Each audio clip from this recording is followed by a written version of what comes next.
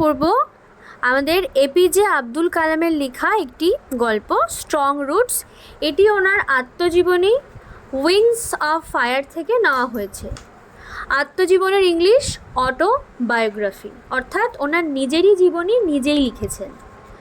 APJ Abdul Kalam ছিলেন আমাদের ভারতের 11তম রাষ্ট্রপতি। ওনাকে বলা হতো মিসাইল ম্যান এবং ওনাকে পিপলস প্রেসিডেন্ট অর্থাৎ মানুষের প্রিয় রাষ্ট্রপতিও বলা হতো।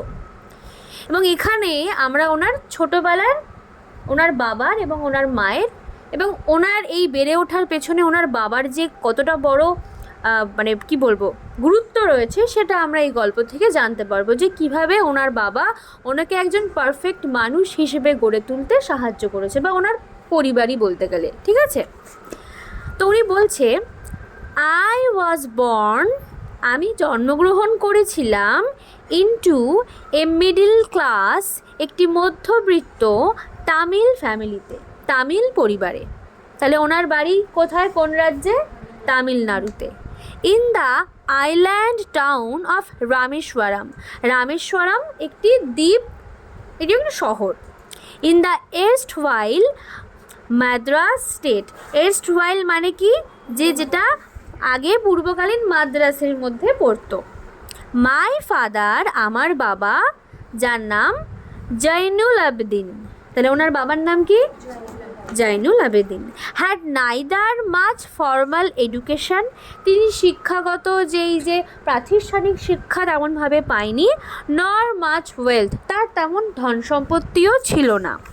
ডেসপাইট দিস, তা সত্ত্বেও, ডিসঅ্যাডভান্টেজেস, এই সমস্ত বিপত্তি থাকা সত্ত্বেও, হি পজেসড, তিনি দখল করেছিল, গ্রেট ইননেট উইজডম, তার কিছু সহজাত জ্ঞান ছিল। মানে তার প্রাতিষ্ঠানিক জ্ঞান হয়তো ছিল না, কিন্তু তার সহজাত মানে যেন জন্ম থেকেই তার মধ্যে বিশেষ কিছু জ্ঞান ছিল। And a true generosity of spirit, এবং তিনি খুব দয়াবান পুরুষও ছিলেন। He had an ideal helpmate in my mother, এখানে ইজ মাই মাদার হবে, যে তার একটি আইডিয়াল হেল্পমেট, তার সহধর্মিণী ছিল, যে তাকে সাংসারিক কাজে সাহায্য করত, সে হচ্ছে তার স্ত্রী, অর্থাৎ এপিজে আব্দুল কালামের মা, যার নাম আশিয়াম্মা। তাহলে এপিজে আব্দুল কালামের মায়ের নাম কি? Ashiamma. I do not recall the exact number of people, আমার ঠিক সঠিক মনে নেই যে কতজন লোককে শি ফেড, সে খাওয়াতো, এভরিডে, প্রত্যেকটা দিন। তাহলে বাইরের থেকে যারা গরিব, যারা অসহায়, তাদেরকে খেতে দিত কে? এপিজে আব্দুল কালামের মা। আর সংখ্যায় যে কত সেটা সঠিক এপিজে আব্দুল কালামের মনে নেই। But I am quite certain, কিন্তু আমি যথেষ্ট নিশ্চিত, দ্যাট ফার মোর আউটসাইডার্স, অনেক অনেক বাইরের লোক, এট উইথ আস, আমাদের সঙ্গে খেত, then all the members of our own family put together, আমাদের পরিবারে আমরা সবাই মিলে যে কয়জন খেতে বসতাম তার থেকে সংখ্যায় বেশি বাইরের লোকজন আমাদের সাথে খেতে বসতো। My parents were widely regarded as an ideal couple, আমার বাবা মা ভীষণভাবে পরিচিত ছিল একজন আইডিয়াল কাপল মানে আদর্শ দম্পতি হিসেবে। বলে না যে এরা সেই বর্বউ যাদেরকে দেখে মানে ইন্সপিরেশন পাওয়া যায়, তো ওনার বাবা মা এমন আইডিয়াল কাপল ছিল। মাই মাদার্স লিনিয়েজ, আমার মায়ের পূর্বপুরুষেরা ওয়াজ ছিল দ্য মোর ডিস্টিংগুইশ, বেশ খানদানি ছিল আমার মায়ের বাড়ির বংশরা। ওয়ান অফ আর ফোরবিয়ার্স, তার কোনো একজন পূর্বপুরুষ, হ্যাভিং বিং বেস্টোড, সে তার ওর মায়ের কোনো একজন পূর্বপুরুষ একটা উপাধি পেয়েছিল, the title of Bahadur by the British, কোনো সাহসিকতার কাজ করলে তাদেরকে ব্রিটিশরা সেই সময় বাহাদুর টাইটেল দিত, উপাধি দিত। টাইটেল মানে কিন্তু পদবি নয়, উপাধি, যেটা নামের আগে বসে বা পরেও অনেক সময় বসে।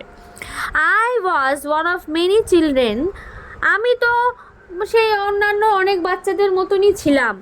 এ শর্ট বয়, একটি খাটো ছেলে, নাটা ছেলে, উইথ র্যাদার আনডিস্টিংগুইশড লুকস, আমাকে দেখতেও তেমন আহামরি ছিল না, ঠিক আছে, খুব যে আলাদা রকম দেখতে সুন্দর তা না, নর্মাল।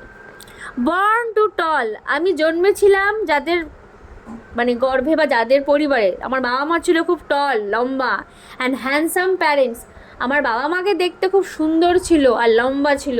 আর উনি বলছে উনি কেমন ছিল? খাটো এবং দেখতে তেমন আহামরি নয়। We lived in our ancestral house. আমরা আমাদের পৈতৃক বাড়িতেই থাকতাম। পৈতৃক বাড়ি মানে বাবার সেই পূর্বপুরুষদের বাড়ি, যেটা অনেক বংশ পরম্পরায় সেই বাড়িতেই সবাই থেকে আসছে। Which was built in the middle of the 19th century। এই বাড়িটা বানানো হয়েছিল কবে? পরীক্ষায় প্রশ্ন আসবে। মিডল অফ 19th century, 19 শতকের মাঝের দিকে। ইট ওয়াজ আ ফেয়ারলি লার্জ পাক্কা হাউস। এটা একটি বড় পাকা বাড়ি ছিল, মানে ইটের বাড়ি ছিল। Made of limestone and brick, চুনা পাথর আর ইট দিয়ে তৈরি। অন দ্য মস্ক স্ট্রিট, ওদের বাড়ি কোন রাস্তার উপরে ছিল? মসজিদের রাস্তার উপরে ছিল। কোন শহরে? ইন রামেশ্বরম। তাহলে উনি কোন শহরে থাকতো? রামেশ্বরমে। মাই অস্টিয়ার ফাদার, এবং আমার বাবা ছিল ভীষণ কঠোর। ইউজ টু অ্যাভয়েড, উনি এড়িয়ে চলতো। অল ইনএসেনশিয়াল কমফর্টস, মানে যে জিনিসগুলো দেখবি আমরা আমাদের যেটা প্রয়োজন নেই, আমরা লাক্সারিয়াস অনেক জিনিসপত্র কিনি যেটা আমাদের না হলেও চলে যায়, কিন্তু ওনার বাবা এগুলোকে অ্যাভয়েড করে চলতো। ঠিক আছে? ইনএসেনশিয়াল মানে যেটার প্রয়োজন নেই, অপ্রয়োজনীয় স্বাচ্ছন্দ্য, এবং লাক্সারি, লাক্সারি মানে জাঁকজমকতাকে এড়িয়ে চলতো। হাউএভার, সে যাই হোক, all necessities were provided for, যা আমাদের লাগতো বাবা সেইগুলো সবই কিন্তু নিয়ে আসতো বা আমাদেরকে প্রদান করতো। ইন টার্মস অফ ফুড, সেটা খাবার বলো, মেডিসিন বলো, ওষুধ বলো, অ্যান্ড ক্লোদিং, জামা কাপড়, সব বাবা এগুলো ঠিক জোগাড় করে আনতো বা আমাদেরকে প্রদান করতো, প্রোভাইড করতো। ইনফ্যাক্ট, এমনকি আই উড সে, আমি তো বলবো যে mind was a very secure childhood, আমার ছোটোবেলা বেশ নিরাপদই ছিল, যে পাইনি, আমার ছিল না, এরম তো ছিল না, আমি ভালোই ছোটোবেলা কাটিয়েছি। ম্যাটেরিয়ালি বলো আর ইমোশনালি বলো, জিনিসপত্রের দিক থেকেও, ম্যাটেরিয়ালি মানে জিনিসপত্রের দিক থেকেও কোনো দিন খামতি ছিল না, আর ইমোশনাল মানে প্রাক্ষবিক, যেটাকে বাংলায় খুব ভালো কথায় বলে, মানে আমি আন্তরিকতার দিক থেকেও আমি কোনোদিন কিছু অভাব বোধ করিনি। বাবা মা খুব আন্তরিক ছিল এবং জিনিসপত্রের অভাবও কোনোদিন আমার কাছে রাখিনি। I normally at with my mother, আমি নর্মালি আমার মায়ের সঙ্গেই খেতে বসতাম। পরীক্ষায় প্রশ্ন আসবে যে কার সঙ্গে খেতে বসতো? নর্মালি মায়ের সাথে। সিটিং অন দ্য ফ্লোর, মেঝেতে বসে খেত। কোন রুমের মেঝেতে? প্রশ্ন আসবে। অফ দ্য কিচেন, কিচেনের রুমে বসতো, মানে রান্নাঘরে। She would place a banana leaf before me, সে আমার সামনে একটি কলার পাতা রাখতো। কেন? কলার পাতায় খাবে ওরা, তাহলে ওরা কোন পাতায় খেতে বসতো? কলার পাতায় খেত। অন হুইচ, যেটার উপরে, শি দেন ল্যাডেল, সে হাতা দিয়ে রাখতো, রাইস, চাল, অ্যান্ড অ্যারোমেটিক সাম্বার, সাম্বার হচ্ছে ডাল জাতীয়, টকটক ডাল জাতীয় সাউথ ইন্ডিয়ান একটা খাবার যেটা ধোসার সঙ্গে দেয়। অ্যারোমেটিক মানে একদম সুগন্ধি, দারুণ গন্ধওয়ালা সাম্বার দিত। And a variety of sharp homemade pickle, এবং নানা রকমের তীক্ষ্ণ দারুণ দারুণ ঘরে বানানো আচার। সাউথ ইন্ডিয়ান লোকেরা বেশি টক খায়, আচার ঠাচার বেশি খায়, তো ওরা আচার খেত এইগুলোর সাথে, ভাত আর ডালের সাথে। And a dollop of fresh coconut chutney, আর একদলা চাটনি, কিসের চাটনি? নারকেলের চাটনি। সাউথ ইন্ডিয়ান লোকেরা নারকেলের চাটনি, নারকেলের তেল এইগুলো খুব বেশি খায়, কারণ ওখানে নারকেল অনেক চাষ করা হয়। তারপরে দ্য শিভা টেম্পল, শিব ঠাকুরের একটা মন্দির ছিল। Which made Rameswaram so famous to pilgrims, তাহলে রামেশ্বরম খুব ফেমাস ছিল তীর্থযাত্রীদের কাছে। পিলগ্রিম মানে তীর্থযাত্রীদের কাছে খুব ফেমাস ছিল। কিসের জন্য? ওই শিব ঠাকুরের মন্দিরটার জন্য। Was about a 10-minute walk from our house, আমাদের বাড়ি থেকে মন্দিরটার দূরত্ব হাঁটা পথ কতটা ছিল? 10 মিনিটের হাঁটা পথ ছিল ওই মন্দিরটা। আওয়ার লোকালিটি ওয়াজ প্রিডমিনেন্টলি মুসলিম, আমাদের এলাকাটা প্রধানত মুসলিম এরিয়ায় ছিল, মানে ওনাদের এলাকাতে মুসলমানরাই বেশি বসবাস করত। বাট কিন্তু there were quite a lot of Hindu families too, বেশ অনেক হিন্দু পরিবারও ছিল এখানে। লিভিং অ্যামিকেবলি, আমরা সবাই বন্ধুত্বপূর্ণভাবে বসবাস করতাম। উইথ দেয়ার মুসলিম নেইবার্স, তারা যারা হিন্দুরা বসবাস করতো তারা এই মুসলিম নেইবারদের সাথে অর্থাৎ মুসলিম প্রতিবেশীদের সাথে বন্ধুত্বপূর্ণভাবেই কিন্তু বসবাস করতো। দেয়ার ওয়াজ আ ভেরি ওল্ড মস্ক, এলাকাতে একটা অনেক পুরনো মসজিদও ছিল। মস্ক মানে মসজিদও ছিল, হ্যাঁ, মস্কিউ বলবে না আবার, মস্ক। ইন আওয়ার লোকালিটি, আমাদের এরিয়াতে। হোয়ার, যেখানে মাই ফাদার, আমার বাবা, উড টেক মি, আমাকে নিয়ে যেত। তাহলে কোথায় নিয়ে যেত এপিজে আব্দুল কালামের বাবা? এলাকার মস্কে নিয়ে যেত, মসজিদে। ফর ইভিনিং প্রেয়ার, সন্ধ্যাবেলার প্রার্থনার জন্য। প্রশ্ন যদি আসে এপিজে আব্দুল কালাম কার সাথে মস্কে যেত? বাবার সাথে। কখন যেত? সন্ধ্যাবেলা, ইভিনিংয়ে যেত। কি করতে যেত? প্রেয়ার করতে যেত।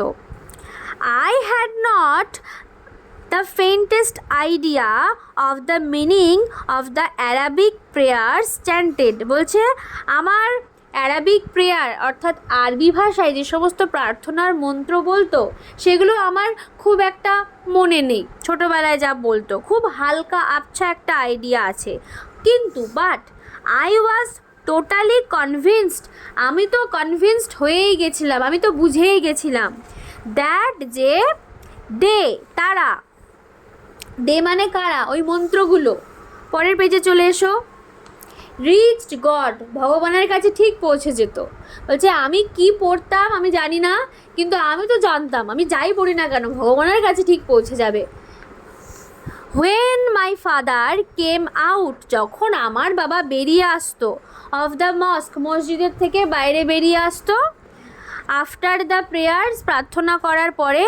পিপল অফ ডিফারেন্ট রিলিজিয়ান, বিভিন্ন ধর্মের লোকেরা, বিভিন্ন ধর্মের লোকেরা, ঠিক আছে, উড বি সিটিং আউটসাইড, মসজিদের বাইরে দেখতো বসে আছে। মসজিদের বাইরে কোন ধর্মের লোকেরা বসে থাকতো? বিভিন্ন ধর্মের লোকেরা। কেন? ওয়েটিং ফর হিম, আমার বাবার জন্য অপেক্ষা করতো। কার জন্য? এপিজে আব্দুল কালামের বাবার জন্য অপেক্ষা করতো। কেন? পরের লাইনেই দেখতে পারবো।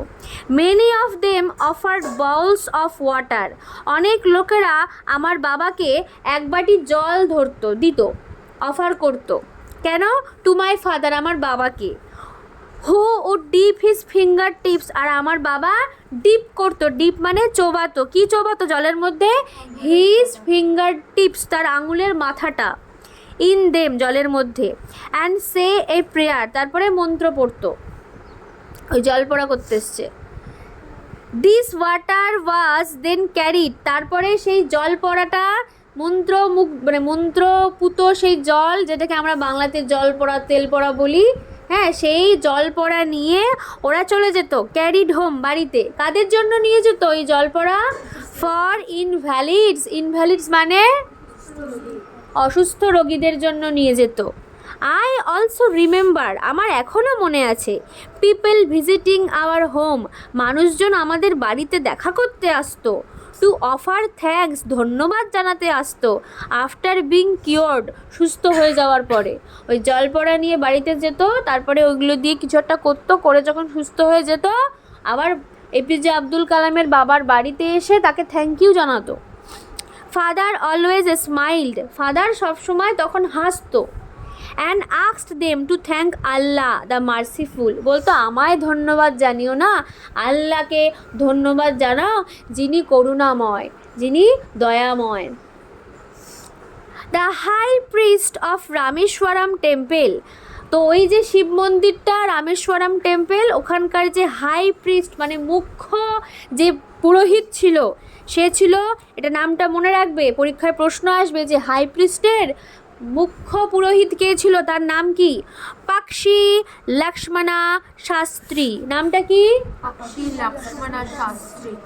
ওয়াজ এ ভেরি, এখানে না ভুলভাল তোদের আছে, এখানে লোজ রয়েছে, এটা ক্লোজ হবে, হ্যাঁ, very close friend of my father's, আমার বাবার খুব কাছের বন্ধু ছিল, বেস্ট ফ্রেন্ড ছিল আমার বাবার। তাহলে যদি প্রশ্ন আসে যে এপিজে আব্দুল কালামের বাবার নাম কি?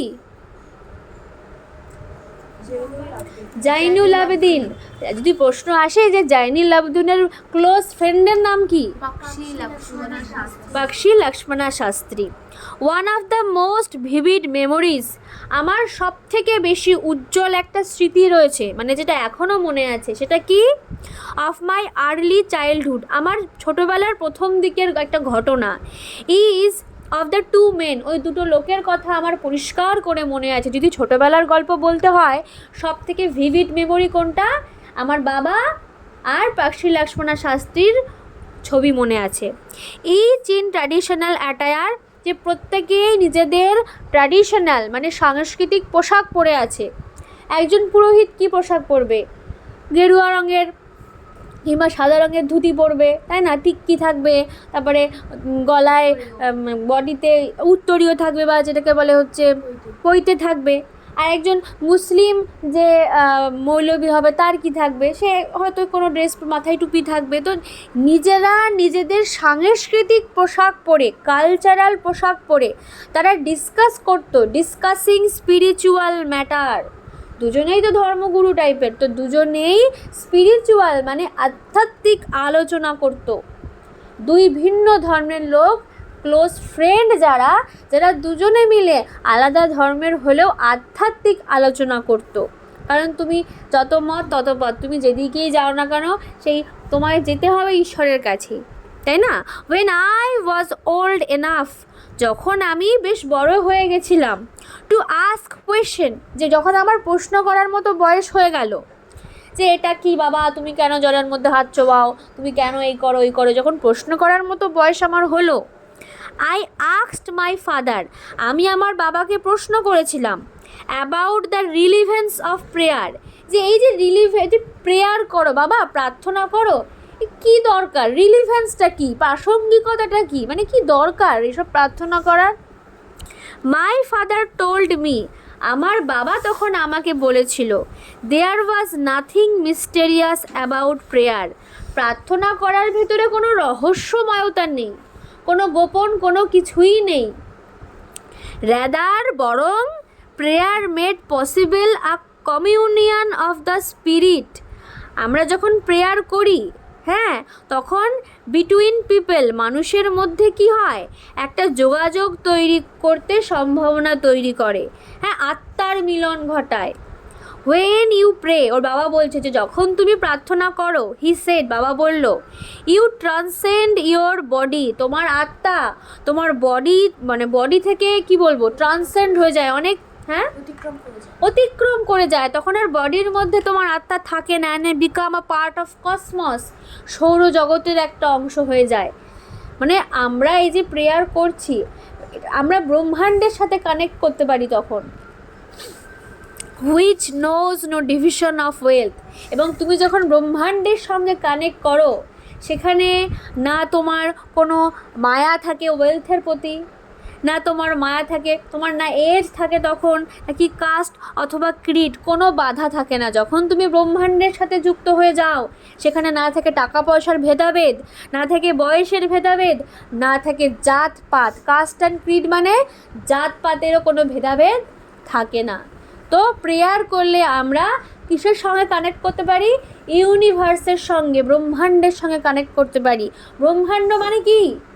যেখানে প্রত্যেকটা গ্রহ নক্ষত্র একে অপরের সঙ্গে কানেক্টেড, তুমি সেই ডিরেক্ট সোর্সের সঙ্গে কানেক্ট করো, ঠিক আছে? যারা ভগবানে বিশ্বাস করে না, অনেকে আছে তারা এরকম ব্রহ্মাণ্ডকে বিশ্বাস করে, যে সবাই তো আমরা কানেক্টেড গ্রহ নক্ষত্র, তাই না? তো আমরা সেই গ্রহ নক্ষত্রের সঙ্গে, সৌরজগতের সঙ্গে আমরা কানেক্ট করতে পারি যখন আমরা প্রেয়ার করি। এবার ভাবিস না যে চাঁদের সঙ্গে কথা বলতে পারবি তুই, না, সেটা না, মানে একটা সুপ্রিম পাওয়ারের সঙ্গে তুই তখন কানেক্ট হোস, ঠিক আছে? যে পাওয়ারটা পুরো ইউনিভার্স, মানে যে পাওয়ারটা সুপ্রিম পাওয়ার, যে পাওয়ারটা প্রত্যেকটা নক্ষত্রমণ্ডলকে কানেক্ট করে রেখেছে, সেই কানেকশনের সঙ্গে যুক্ত হই আমরা, সব কিছু ভুলে। কি কি? টাকা পয়সা, আমাদের বয়স, আমাদের জাত পাত, ধর্ম, সব কিছু ভুলে।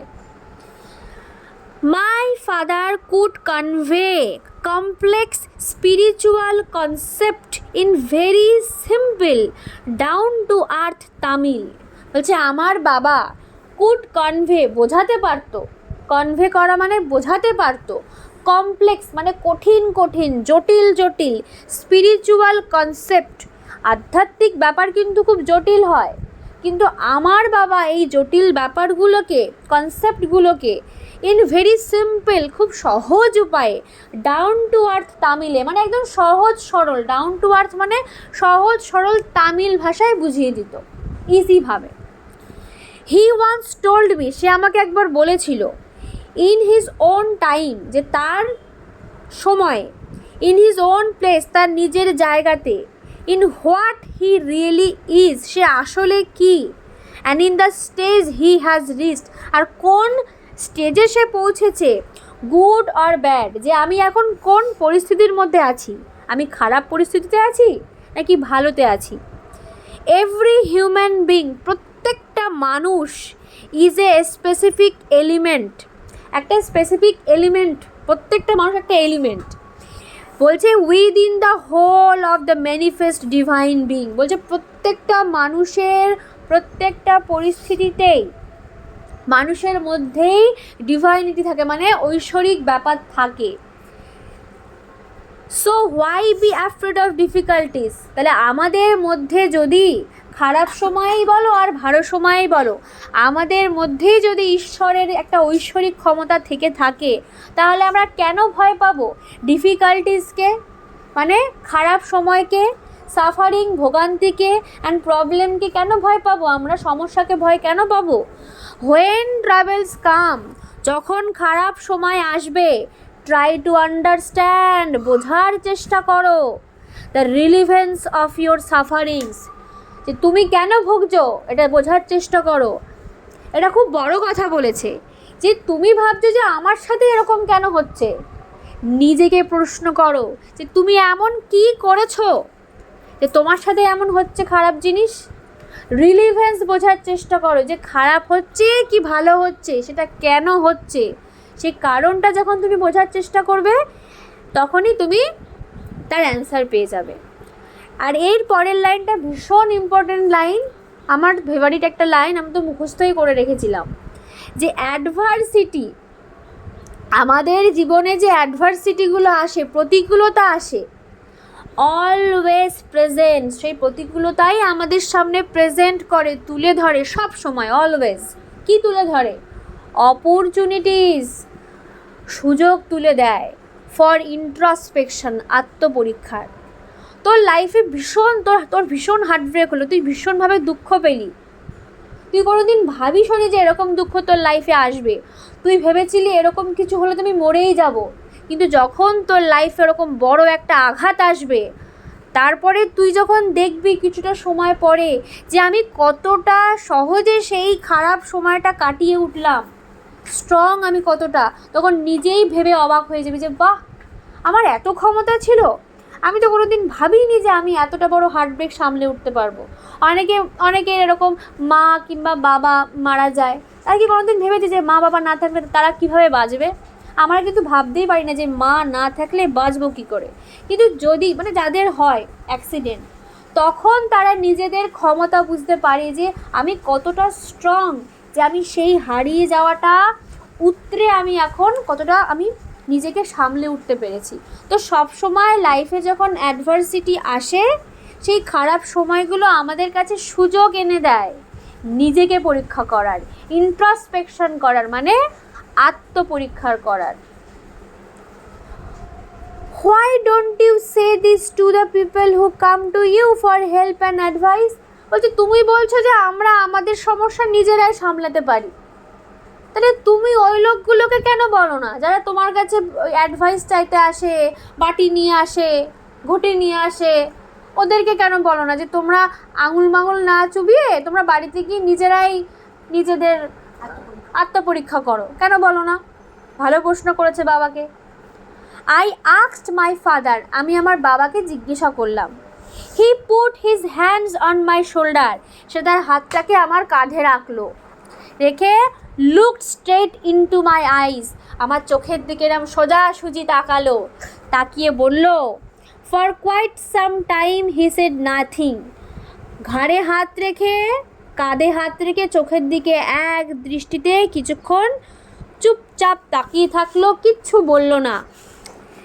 অ্যাজ ইফ যেন হি ওয়াজ জাজিং my capacity to comprehend his word.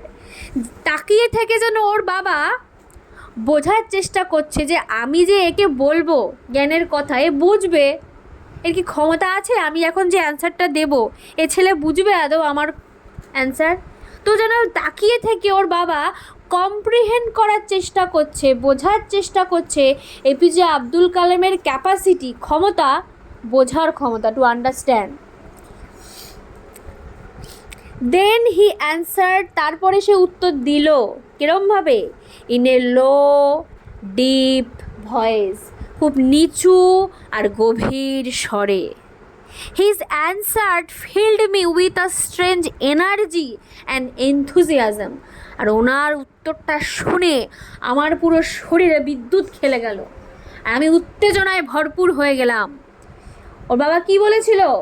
বলেছিল, হোয়েন এবার, যখনই হিউম্যান বিংস, মানুষেরা, ফাইন্ড দেমসেলফ অ্যালোন, যখনই কোনো মানুষ নিজেকে একা ফিল করে, অ্যাজ এ ন্যাচারাল রিয়াকশান, তখনই খুব স্বাভাবিক প্রতিক্রিয়ার সঙ্গে they start looking for company, তারা সাথী খোঁজে। দেখবি আমরা কোনো দিন, মানে খুব কম লোকই আছে সিনেমা হলে একা একা সিনেমা দেখতে যেতে পারে, একা সিটে বসে রেস্টুরেন্টে খাচ্ছে, খুব কম, মানে রাস্তা দিয়ে তুই হেঁটেও যেতে পারি, বাট ভাব একটা রেস্টুরেন্টে তুই একা গেলি, ভিড়ের মধ্যে তুই একা বসে খাবার খাচ্ছিস, কেমন একটা ফিল হয় না? বা অনেক বিয়ে বাড়িতে তুই একা গেছিস, তোর মনে হবে যে একটা চেনা কাউকে দেখি, একটা চেনা কারোর মুখ আসুক, বা কারোর সঙ্গে একটু বন্ধুত্ব পাতি, একটু গল্প করব। তো মানুষ যখনই একা একা ফিল করে, মানুষের ন্যাচারাল ইনস্টিংক্ট যে একটা বন্ধু আমার চাই, একটা সঙ্গী আমার চাই। ওর বাবা সেটা বলছে যে whenever they are in travel, ঠিক তেমনই মানুষ যখনই সমস্যার মধ্যে পড়ে, ট্রাভেলের মধ্যে পড়ে, they look for someone to help them, মানুষ খোঁজে যে কেউ আমায় এসে সাহায্য করুক। মানুষের কেউ করুক না করুক, মানুষ জাস্ট চায় যে একটা কেউ আমার সাথে থাকুক, যে বলবে যে আমি আছি, ঠিক আছে? Whenever they reach in an impasse, impasse মানে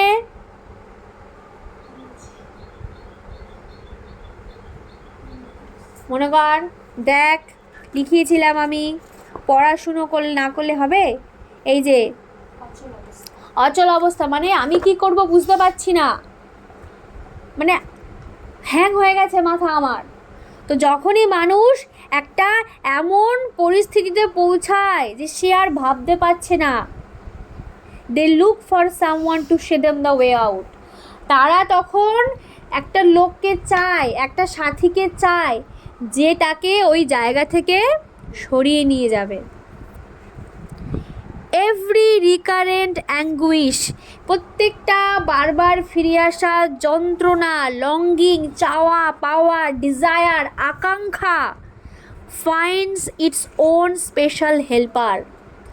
আমাদের যখন দুঃখ হয়, আমরা দুঃখ শেয়ার করার জন্য কাউকে খুঁজি, আমাদের যখন কোনো কিছু লঙ্গিং হয়, ডিজায়ার হয়, আমরা চাই কেউ আমাদের ডিজায়ারটা পূর্ণ করে দিক, তাই না?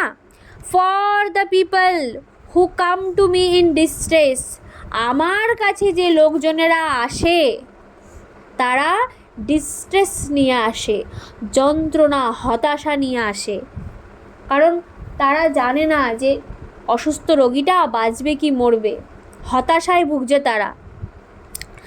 I am but go between in their effort to propitiate demonic forces with prayer and offering. আমি জাস্ট যাই, আমি তাদেরকে হেল্প করি, তাদের মধ্যে এই যে ডেমনিক ফোর্সেস, মানে বেসিক্যালি কোনো দানবিক শক্তি না, আমাদের মনের মধ্যে যে নেগেটিভ চিন্তা ভাবনা, এই যে হেরে যাওয়ার একটা যে ভাব, এইটাকে একটা আশা যোগায়। যে একটা লোক, তার মা অসুস্থ, খুব খারাপ অবস্থা, সে তার মধ্যে কি হোপ থাকবে, আশা থাকবে? তো এই জল পড়াটা নিয়ে গেলে তার মধ্যে একটা আশার সঞ্চার হয়, তাই না? সেই রোগীটারও কিন্তু মনে আশার সঞ্চার হয় যে হ্যাঁ বাঁচতে পারে। তো প্রেয়ার আর অফারিংয়ের মধ্যে দিয়ে, প্রার্থনা আর এই অফারিংয়ের মধ্যে দিয়ে, হ্যাঁ অঞ্জলির মধ্যে দিয়ে আমরা ওই ডেমনিক ফোর্সটাকে আমরা আটকাই। This is not a correct approach at all. এটা কিন্তু খারাপ, মানে ভালো জিনিস যে বলছি তা কিন্তু নয়, আমি বলছি না যেটা ভালো। And should never be followed, এটা কোনো দিন ফলো করা উচিত না। এই যে জল পড়া, তেল পড়া, এগুলো করা উচিত না। কে বলছে এটা? জয়নুল আবেদিন নিজে বলছে যেগুলো অ্যাপ্রোচ করাও ঠিক না। One must understand the difference between fear-ridden vision of destiny and the vision that enable us to seek the enemy of fulfillment within ourselves. অর্থাৎ আমাদের কি করা উচিত? আমাদেরকে আন্ডারস্ট্যান্ড করা উচিত, বোঝা উচিত দ্য ডিফারেন্স, পার্থক্য between A fear রাইডেন vision of destiny, মানে যে আমরা ডেস্টিনিকে ভয় পাই, আমরা ডেস্টিনিকে ভয় পাই মানে ভবিষ্যৎকে ভয় পাই, যে ভয়ার তো একটা চিন্তা যে কি হবে, পরীক্ষায় পাশ করবো তো, পরীক্ষায় প্রশ্ন কঠিন আসবে কি নাকি সহজ আসবে, এইভাবে মরছি, তাই মাদুলি নিয়ে নিলাম। তো এই যে ভবিষ্যতের কথা ভেবে এই যে দুশ্চিন্তা, এইটা আর the vision that enable us to seek the enemy of fulfilment within our self, মানে আমাদের মনের মধ্যে একটা শত্রু আছে, সে কি করে? সে আমাদেরকে আটকায়। কি করতে আটকায়? নিজের মধ্যেই সুখ খুঁজে পেতে বাধা দেয়। যে আমরা কিন্তু সবাই একা একাই নিজেদেরকে হ্যাপি করতে পারি, ফুলফিলমেন্ট আনতে পারি, কিন্তু আমাদের মনের মধ্যেই একটা ভয় যেটা এই ফুলফিলমেন্টটাকে আটকায়, যে না তুই পারবি না, না তুই একা খুশি হতে পারবি না, না তুই একা থাকতে পারবি না, না তোর পরীক্ষা ভালো হবে না। বারবার আমাদের মনে একটা নেগেটিভ চিন্তা আসে। সেই নেগেটিভ চিন্তাটাকে আটকাতে হবে এবং আমাদেরকে বুঝতে হবে যে এই ভয় আর আমাদের ভালো থাকা দুটো আলাদা জিনিস। আমরা চাইলে ভয়টাকে আটকে আমরা একা একাই ভালো থাকতে পারি। মানুষ যখন এইটা বুঝতে পারবে তখন মানুষ আর আমার কাছে বাটি নিয়ে আসবে না। কিন্তু মানুষ তো হেল্পলেস না, মানুষ তো চায় যে আমাকে কেউ একটা হেল্প করুক, হোপ দিক, তাই জন্য আমি বাটিতে আঙুল চোবাই। বোঝা গেল? নেক্সট প্যারা, I remember my father starting his day. আমার মনে আছে আমার বাবা তার দিনটা শুরু করতো, পরীক্ষার প্রশ্ন আসবে কটার সময়? অ্যাট 4 AM, ভোর 4টের সময়, বাই রিডিং দ্য নামাজ, তিনি নামাজ পড়ে ভোরবেলায় তার সকালটা শুরু করতেন। বিফোর ডন, ডন মানে ভোরবেলার আগেই নামাজ পড়তেন। ভোরবেলা কখন হয়? সূর্য উঠলে, সূর্য ওঠার আগেই উনি নামাজ পড়ে নিতেন 4টের সময়। আফটার দ্য নামাজ, নামাজ পড়ার পরে হি ইউজ টু ওয়াক, সে হাঁটাহাঁটি করতো। কোথায় যেত হেঁটে হেঁটে? ডাউন টু দ্য স্মল, একটা ছোট্ট কোকোনাট গ্রোভে যেত, নারকেল গাছের বাগান। গ্রোভ মানে হচ্ছে বাগান, এমন বাগান যেখানে শুধু এক জাতীয় ফলই হয়। এটা কিরম বাগান? নারকেলের বাগানে যেত। উই ওন, যেটা আমাদেরই নিজেদের বাগান ছিল, দেখেছিস? ওদেরই নারকেল বাগান। About 4 miles from our house, আমাদের বাড়ি থেকে 4 মাইল দূরে আমাদের নিজেদের নারকেল বাগান ছিল। প্রশ্ন আসবে কত মাইল দূরে? 4 মাইল দূরে। হি উড রিটার্ন, সে যখন ফিরতো, with about a dozen coconuts, 1 dozen মানে 12টা নারকেল নিয়ে ফিরতো। Tied together thrown over his shoulder, 12টা নারকেল একসঙ্গে বাঁধা আর তার শোল্ডার মানে তার কাঁধে নারকেলগুলো ফেলা, কাঁধে করে নিয়ে আসতো। কিসে করে নিয়ে আসতো? শোল্ডারে করে। And only then would he have his breakfast, ওই নারকেল আনার পরে ব্রেকফাস্ট করতো। দিস রিমেইন হিজ রুটিন, এটাই তার রুটিন ছিল, প্রত্যেক দিনের নিয়ম ছিল বাঁধা। Even when he was in late 60s, ওনার যখন 60-এর একদম শেষের দিকে বয়স, ঠিক আছে, তখনও ওনার এই নিয়ম ছিল। ভোর 4টায় উঠতো, নামাজ পড়তো, নারকেল কুড়াতে যেত, বাড়ি আসতো, তারপরে ব্রেকফাস্ট করতো। I have through out my life, আমি আমার সারা জীবন ধরে ট্রাইড টু এমুলেট, আমি অনুকরণ করার চেষ্টা করতাম, কপি করার চেষ্টা করতাম, কাকে? হ্যাঁ, মাই ফাদার, আমার বাবাকে, আমার বাবার মতো হতে চাইতাম। তাহলে উনি কার মতো হতে চাইতো? বাবার মতো। In my own world of science and technology.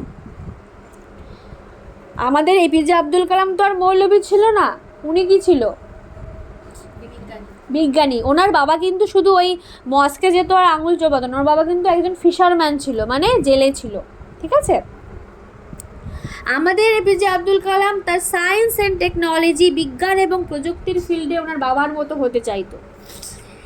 I have এন্ডেভার্ড to understand, আমি বোঝার চেষ্টা করতাম, দ্য ফান্ডামেন্টাল ট্রুথ, একটা মৌলিক সত্য, চিরসত্য, reveal to me by my father, যেটা আমার বাবা আমার কাছে প্রকাশ করেছিল। সেটা কি? অ্যান্ড ফিল কনভিন্সড, এবং আমি নিজেকে বোঝাতাম যে দেয়ার এক্সিস্ট আ ডিভাইন পাওয়ার, যে সত্যি একটা ঐশ্বরিক শক্তি আমাদের পৃথিবীতে আছে। একটা ডিভাইন মানে ঐশ্বরিক, আর পাওয়ার মানে শক্তি আছে। That can lift one up from confusion, যে শক্তিটা একটা লোককে তার হতভম্বতার মধ্যে থেকে, হিজিবিজি ব্রেনের মধ্যে হয়ে যায়, মাঝে মাঝে কনফিউশন হয়ে যায়, কি করব বুঝতে পারছি না, সেই কনফিউশন থেকে, মিজারি মানে যন্ত্রণা থেকে, মেলানকলি মানে দুঃখ থেকে, অ্যান্ড ফেইলিয়র ব্যর্থতা থেকে তুলতে পারে, আপলিফট করতে পারে, মানে উঠিয়ে দিতে পারে, বাঁচাতে পারে। কে? আমাদের মনের মধ্যে থাকা বা পৃথিবীতে থাকা একটা divine power. And guide one to one's to place, আর একজনকে তার নিজের সঠিক জায়গায় পৌঁছে দিতে সেই ডিভাইন পাওয়ারই হেল্প করতে পারে।